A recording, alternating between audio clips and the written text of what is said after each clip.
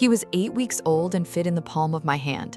Today, he weighs 140 pounds and he hasn't moved from that kitchen window in 2 years. Every morning at the same time, he walks to the glass, sits down, and stares at the road. He doesn't bark, he doesn't whine, he just waits. For 73 days, nobody in this house understood who he was waiting for. My brother, DeAndre, had a Rottweiler named Duke. Duke was the kind of dog who followed him from room to room, slept across his shoes, and never once let him walk to the mailbox alone. They were together for 3 years. On a Wednesday afternoon in September, DeAndre was walking Duke past the corner of Maple and 4th when a stray darted across the street. Duke lunged off the leash and chased it straight into the road. The driver never saw him. DeAndre did. He carried Duke 6 blocks home. He didn't call anyone. He sat on the front steps with his dog across his lap for almost 2 hours before our mother found him. He didn't speak for 3 days after that. I'm Nadia. I'm 30 years old, and what I did 3 months later was either the best decision I've ever made or the most reckless. I still haven't figured out which. Subscribe to make their silent stories heard. I drove 4 hours to a breeder outside Richmond. She had 1 Cane Corso puppy left from the litter, a fawn male with a white patch on his chest and eyes so pale they looked like cracked ice under kitchen light. 12 pounds, and when I picked him up, he pressed his nose into the crook of my elbow and didn't move for the entire drive home. I didn't tell DeAndre. I walked through the front door with this puppy tucked inside my jacket, set him on the living room floor, and waited. DeAndre came around the corner, saw the puppy, and stopped. He didn't say anything for about 10 seconds. Then he crouched down, and that puppy walked straight to him. Not to me, I'd held him for 4 hours. He walked to DeAndre, like he already knew.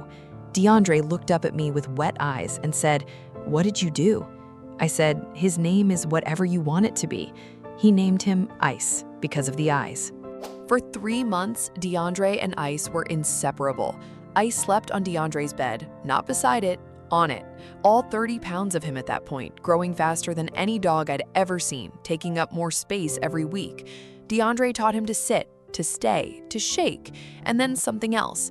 He taught Ice to extend his right paw, hold it still in the air, and wait, like a handshake, like a salute.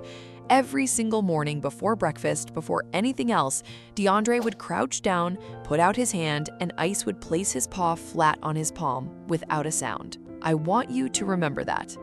Then, in April, DeAndre left. He'd enlisted in the United States Navy, boot camp in Great Lakes, then orders to a carrier stationed out of Yokosuka, Japan, 23 months before his next leave home. The morning he left, DeAndre knelt in the driveway with his bag on the ground. Ice sat in front of him, and they did their handshake one last time. DeAndre held his paw for a long time. Then he got in the car and didn't look back. I don't think he could. Ice stood in the driveway until the car turned the corner. Then he walked inside, went straight to the kitchen, jumped up with his front paws on the counter below the window, and looked out the road. He came down after 40 minutes. The next morning, he did it again, and the morning after that. By the second week, I stopped counting. Every morning between 6:15 and 6:30, Ice walked to that kitchen window and stood with his paws on the counter, eyes locked on the road. He didn't bark. He didn't scratch the glass. He just stood there, completely still, for 20 to 40 minutes, then stepped down and went about his day. By month 3, my mother said something was wrong with him. "That dog is broken," she said. "He stands at that window like he's lost his mind. It's not normal, Nadia. You need to call someone." A friend suggested anxiety medication. A neighbor said I should board up the window. My cousin said, and I remember this exactly, "He's stuck. He watched a car leave and now he can't stop replaying it. That's not loyalty, that's trauma." I almost believed them. In month 6, I called a veterinary behaviorist. She watched Ice at the window for 20 minutes and told me he was showing signs of prolonged attachment disorder. She recommended redirecting his routine and blocking his access to the kitchen every morning. I tried it for 1 week. I closed the kitchen door at 6 a.m. Ice walked to the door, found it shut, and sat down outside it. He didn't bark, he didn't scratch, he just sat with his back against the closed door, facing the hallway, completely still. On the 4th morning, I opened the door. He walked past me without looking at me, went to the window, put his paws up, and looked out the road. I never closed that door again. Comment his name below, the dog who waited 730 days. On a Saturday in November, 14 months in, something happened that changed the way I understood everything. I was in the backyard hanging laundry. Ice was inside, at the window, same as always. Then I heard the front gate swing open. Not the side gate, the front. I came around the corner and stopped. Ice was not at the window. He was at the front door. In 14 months, I had never once seen him leave that window before his time was done. Not once. Then he did something I hadn't seen since the driveway.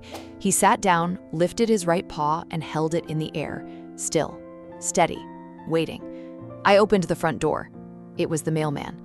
Ice dropped his paw, looked at the man, looked at me, turned around, walked back to the kitchen, and put his paws up on the counter. And that is the moment I understood.